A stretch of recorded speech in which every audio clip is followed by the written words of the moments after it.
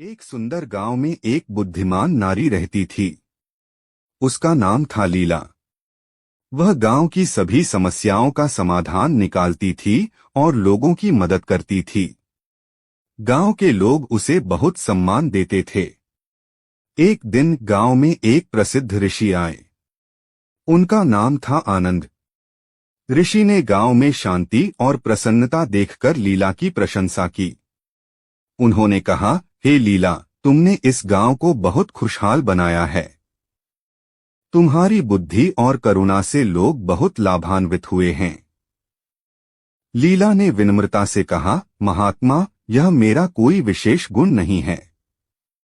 मैंने भी जीवन में बहुत संघर्ष किया है। मैंने देखा है कि दुख और सुख जीवन का हिस्सा है। हमें इन दोनों का सामना करने की शक्ति होनी चाहिए। ऋषि ने कहा, तुम्हारी बात सही है लीला। जीवन में उतार चढ़ाव आते रहते हैं। महत्वपूर्ण यह है कि हम इन परिस्थितियों से कैसे निपटते हैं। हमें धैर्य और शांति बनाए रखनी चाहिए। लीला ने पूछा, महात्मा, आप जीवन में क्या सीखे हैं?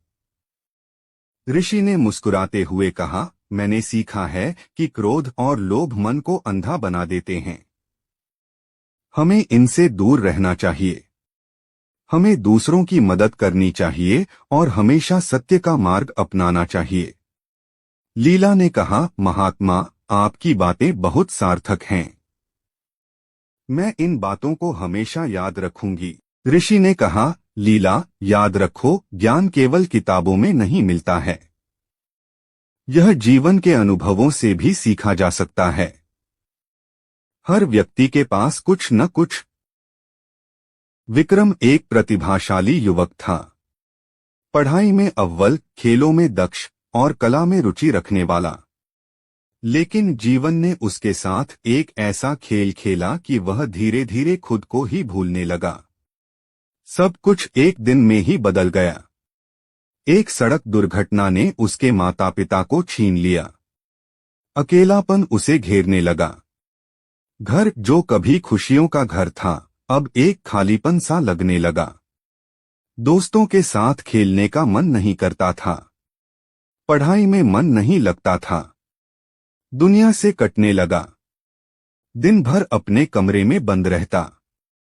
खिड़की से बाहर झांकता, लेकिन दुनिया धुंधली सी दिखती। लोग आते जाते, हंसते खेलते, लेकिन उसके लिए सब कुछ बेजान सा लगता। खाने पीने में भी रुचि नहीं रही। शरीर दुर्बल होता जा रहा था।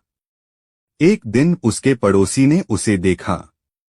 उनकी चिंता बढ़ गई। उन्होंने समझाया, विक्रम, इस तरह से जीवन व्यर्थ नहीं जाएगा। तुम्हारे माता पिता भी यही चाहते होंगे कि तुम खुश रहो।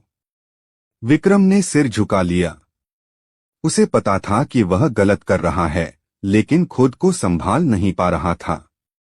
पड़ोसी ने उसे एक पुस्तकालय में ले गए। वहां किताबों की दुनिया ने उसे एक नया रास्ता दिखाया। उसने साहित्य पढ़ना शुरू किया। कवियों की रचनाओं ने उसके मन को छुआ। लेखकों के विचारों ने उसे सोचने पर मजबूर किया। धीरे धीरे उसे जीवन का एक नया अर्थ दिखने लगा।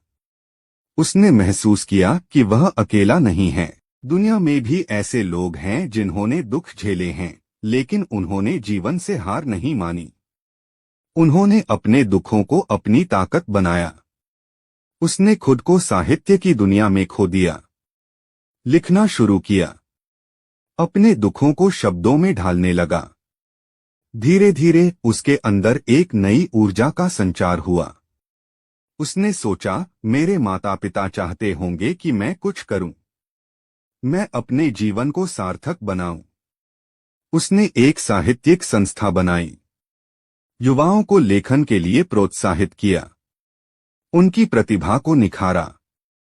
धीरे धीरे वह फिर से उसी विक्रम बन गया जो कभी हुआ करता था। खुश, संतुष्ट और जीवन से जुड़ा हुआ। उसने महसूस किया कि दुख ने उसे तोड़ा नहीं, बल्कि मजबूत बनाया।